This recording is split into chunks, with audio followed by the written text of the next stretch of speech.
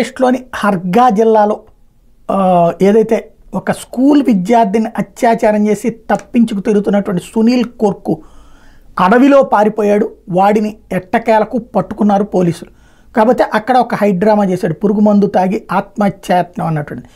ఈ నెల 23వ తారీఖున సునీల్ కోర్కు అనే ఒకడు 5 ఏళ్ల బాలికకి తినుబండారాలు చూపించి నిర్మానుష్య ప్రదేశం తీసుకెళ్లి అత్యాచారం జరిపాడు. సిరాలి ఠాణా పరిధిలోని నది ఒడ్డున స్పృహ తప్పిపడున్న చిన్నారిని పోలీసులు ఆసుపత్రికి తరలించారు. అత్యాచారం జరిగినట్టు వైద్యులు ధృవీకరించారు. నిందితుడి ఆచూకీ కోసం 10,000 రివార్డు కూడా ప్రకటించారు.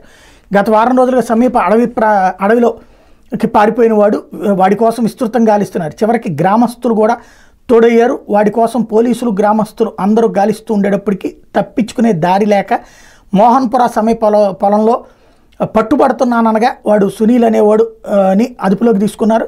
వాడు వెంటనే పురుగు మందు తాగేసి అపస్మారక స్థితిలోకి చేరిపోయాడు. భోపాల్ ఆసుపత్రికి తరలించారు. వీడిని ఆ పురుగు మందు తాగనిచ్చి అక్కడే సావనిస్తే పోయిండేది.